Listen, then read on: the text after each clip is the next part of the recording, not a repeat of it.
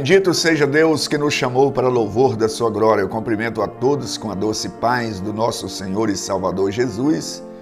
E é com alegria que estamos chegando até você com mais um programa Mensagem de Vida. O nosso tema hoje, o preço do resgate da humanidade. Quero pensar com você sobre este tema baseado em 1 Pedro, capítulo 1, a partir do versículo 13.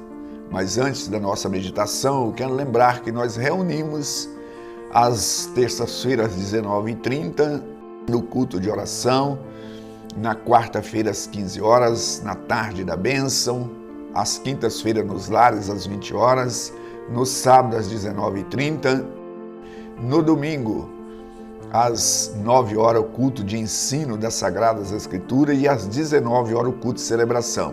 São horários que, caso você queira participar conosco em adoração ao Deus eterno, será uma honra para nós podermos estarmos juntos para cultuar aquele que pagou um preço altíssimo pela nossa redenção.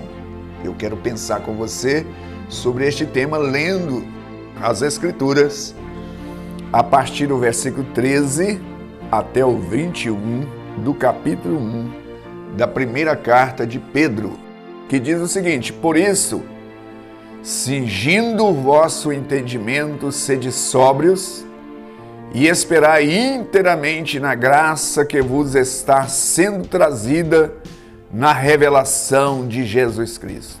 Como filhos da obediência, não vos amoldeis às paixões que tinhas anteriormente na vossa ignorância. Pelo contrário, segundo é santo aquele que vos chamou, tornai-vos santos também vós mesmo em todo o vosso procedimento. Porque está escrito: sede santo, porque eu sou santo. Ora, se invocais como Pai aquele que, sem acepção de pessoas, julga segundo as obras de cada um, portai-vos com temor durante o tempo da vossa peregrinação, sabendo que não foi mediante coisas corruptíveis, como a prata ou o ouro, que foste resgatado do vosso fútil procedimento que vossos pais vos legaram, mas pelo precioso sangue, como de cordeiro sem defeito, sem mácula, o sangue de Cristo, conhecido com efeito antes da fundação do mundo, porém manifestado no fim dos tempos, por amor de vós, que por meio dele tende fé em Deus, o qual ressuscitou dentre os mortos e lhe deu glória, de sorte que a vossa fé e esperança esteja em Deus. Louvado seja Deus! Que narrativa tão preciosa, profunda, e que nos dá base para meditar sobre o preço do resgate da humanidade. Quando nós pensamos em resgate, logo pensamos naquelas pessoas que tornam refém. Mas o texto que nós lemos também nos arremete lá no início da criação, porque quando Deus cria o homem na pureza, na sua santidade, e a Bíblia fala que ele foi colocado como regente deste universo, como a Bíblia descreve no Salmo de número 115, verso 16, que diz assim: o céu dos céus são do Senhor, mas a terra deu aos filhos dos homens. Mas quando o homem foi colocado ali no jardim do Éden, ele, ao invés de ouvir a voz de Deus, ele ouve a voz do arqui-inimigo de Deus. E ele cai desse estado de graça, e não somente ele, mas todos caíram. E Deus já tinha pré-estabelecido que a alma que pecar, essa morreria. Então, o que acontece é o seguinte, que não era simplesmente dar olho por olho, dente por dente, que Deus veio colocar isso na lei mosaica, mas é dar a vida. Quem pecar, essa morrerá. Então a exigência da lei de Deus, então esse homem que veio para governar esse universo, ele se vendeu ao inimigo. Ele, por causa da sua cobiça, lá no Éden, quando veio a proposta da serpente, a mulher olhou para a árvore, ela cobiçou. Então ela comeu da árvore da morte, ou seja, da árvore da ciência. Quando havia uma proposta que ela tornaria como Deus, conhecedora. Mas ela conheceu a sua tragédia, o seu fracasso. E esse homem então tornou-se vendido na mão do sequestrador, que é o diabo. Então isso eu quero pensar com você, como podemos sair desta situação? É o tema que nós queremos abordar aqui hoje, sobre o resgate, o preço que foi pago. Quando nós pensamos sobre essa questão, como eu já disse, de resgate, logo pensamos, eu e você já assistimos inúmeras reportagens de pessoas que foram sequestradas. Então, aquelas pessoas que estão como refém, o sequestrador, eles agem, aqueles de alta periculosidade, eles não sensibilizam. Dificilmente uma pessoa consegue escapar da garra, do domínio. Assim também é a humanidade. O homem já fez e continua fazendo muito esforço para sair do domínio, sair do vício, sair da prostituição, sair dessas coisas erradas, e ele não consegue. Todo o seu esforço é inútil. E outra coisa, todo o nosso esforço para sair do domínio do arqui-inimigo a qual o Adão nos vendeu, torna inútil, porque é como se alguém estivesse sob o domínio de um sequestrador perigoso e ele começasse então a esforçar, porque os nossos esforços humanos, através da penitência, enclausuramento, os nossos esforços através de sacrifícios, é como alguém que estivesse na mão do sequestrador e ele falasse assim, eu vou ficar sem comer enquanto você não me soltar.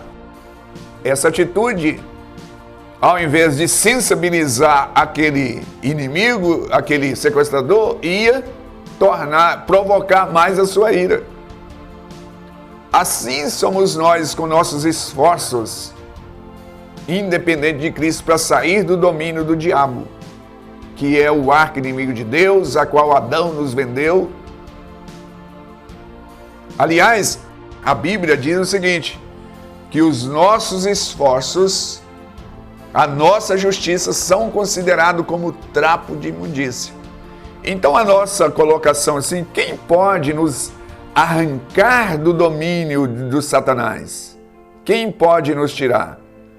Então, porque quem está vítima, nessa questão que nós estamos falando, geralmente na negociação, vêm os membros da família, as autoridades designadas para fazer a negociação. E muitas dessas vítimas, não saem salvas. Elas não conseguem salvar-se, porque são insensíveis. Agora, se os agentes do diabo têm essa atitude, imagina o próprio Satanás. Porque eu estou falando aqui desse personagem do diabo que sequestrou a humanidade por meio do vacilo dos nossos primeiros pais lá no Éden. Então a humanidade, ela se encontra nessa condição. Os nossos primeiros pais comeram desse fruto, como eu já disse, que é o fruto da morte, conhecido como o fruto da ciência. Eles abriram os olhos para o mal, viram a sua impotência, nós percebemos, a impotência de sair do domínio do diabo. Agora, quem pode nos resgatar? A Bíblia mostra que o único que foi credenciado para nos arrancar da mão do diabo é o Senhor Jesus Cristo. E eu quero compartilhar essa palavra porque nesse texto que nós lemos aqui, fala que ele foi morto antes da fundação do mundo. né? E foi manifesto nesse tempo, né? Aqui fala assim, que ele foi conhecido, melhor dizendo, eu falei morto, ele assim, conhecido com efeito antes da fundação do mundo, porém manifesto no fim dos tempos por amor de vocês. Então Jesus é o único que pode nos arrancar do domínio do diabo. O primeiro homem falhou, mas o segundo homem, ele foi 10. O primeiro homem foi vencido lá num jardim. O segundo homem, que é Jesus, venceu o diabo no deserto. É um paradoxo, né? Mas é isso que aconteceu. Mas eu estou aqui para compartilhar com você a palavra do Senhor. Ouça bem o que eu irei ler no capítulo 5 de Apocalipse. Esse capítulo fala que ele aponta para o futuro da consumação de todas as coisas. E João teve essa visão apocalíptica da história da humanidade num livro escrito. E ninguém, ele olhou, né, tinha na mão aquele que estava no trono um livro, e ninguém podia abrir aquele livro. Esse texto em Apocalipse capítulo 5, vale a pena você ler. Você que está me assistindo, diz assim: vi na mão direita aquele que estava sentado no trono um livro escrito por dentro e por fora, e de todo selado com 7 selos. Vi também o anjo forte e proclamava grande voz: quem é digno de abrir o livro e desatar os selos? Ora, nem no céu, nem sobre a terra, nem debaixo da terra, ninguém podia abrir o livro, nem mesmo olhar para ele. E eu chorava muito, porque ninguém foi achado digno de abrir o livro, nem desatar nem mesmo de olhar para ele. Todavia, um dos anciões me disse: não choreis, que o leão da tribo de Judá, a raiz de Davi, venceu para abrir o livro e os 7 selos. Aleluia. Isso aqui está referindo ao nosso Senhor e Salvador Jesus. Então eu estou falando aqui o preço do resgate. A Bíblia descreve que Jesus, ele deu a sua vida por nós. O apóstolo Paulo, ao escrever sobre isso aos Romanos, ele diz o seguinte: sendo nós ainda inimigos de Deus, Deus prova o seu amor para conosco, enviando o seu Filho para morrer por nós. Ou seja, a cruz estava destinada para mim e para você. A sentença estava determinada sobre mim e você. E a lei de Deus, ela previa que é dado vida por vida. Em Ezequiel 18, capítulo 18, verso 4, diz assim: a alma que pecar, essa morrerá. Se alguém morrer pela sua vida, não salvou a sua vida. Mas foi necessário que Deus enviasse o seu Filho. E quando ele enfrentou os tribunais, Pilatos ali representava Satanás. E por 3 vezes consecutivas, Pilatos, ele deu o veredito: eu não vejo crime algum nesse homem. Porque se ele tivesse um pecado, ele estaria morrendo pelo seu pecado. Mas Jesus, como o Cordeiro Imaculado, sem abrir a sua boca, ele foi levado ao matadouro para pagar a pena pelo meu e o seu pecado e comprar um lugar no céu para nos dar gratuitamente. Então, o resgate da humanidade foi pago, não foi por ouro, não foi pelo dólar, não foi pelo real. A Bíblia, esse texto que eu tomei como base da nossa meditação, que encontra em 1 Pedro capítulo 1, a partir do verso 13, que ele comprou com o seu próprio sangue, ele deu a sua vida. Então, querido, você que está me assistindo, saiba que um rei morreu em seu lugar. E a melhor maneira de reconhecermos, de valorizar, de ser grato a Deus por aquilo que Ele fizera por nós, é obedecendo os seus mandamentos, andando em sintonia com Ele, Por isso que Pedro, ele diz o seguinte: como filhos da obediência, não vos amoldeis às paixões que tinha anteriormente na vossa ignorância. Pelo contrário, segundo é santo aquele que vos chamou, tornai-vos santo também em todo o vosso procedimento. Então aqui nós vamos entender que Deus quer que eu e você respondamos, né? Não é com palavras, mas com atitude. Ora, se invocais como Pai aquele que sem acepção de pessoas julga segundo as obras de cada um, portai-vos com temor durante todo o tempo da vossa peregrinação. Ou seja, nós estamos aqui de passagem. Há um lugar reservado para nós vivermos junto de Deus. E a melhor maneira de responder a Deus é viver a obediência, é viver em sintonia. Porque essa atitude, eu estou dizendo, valeu a pena. Não foi inútil a sua morte na cruz. Não foi inútil o Senhor suportar aquela coroa. Não foi inútil o Senhor suportar as afrontas. E eu sou grato. E eu quero viver o que o Senhor, agora viver a vida que o Senhor me dá, porque o Senhor viveu a morte que eu tinha que viver. E eu quero orar e desafiar a você a pensar sobre isso. Deus resgatou você da morte eterna. Basta você aceitá-lo como Senhor da sua vida e viver em sintonia com o seu plano. É isso que Ele deseja de mim e de você. Pai eterno que está nos céus, mas também está na terra.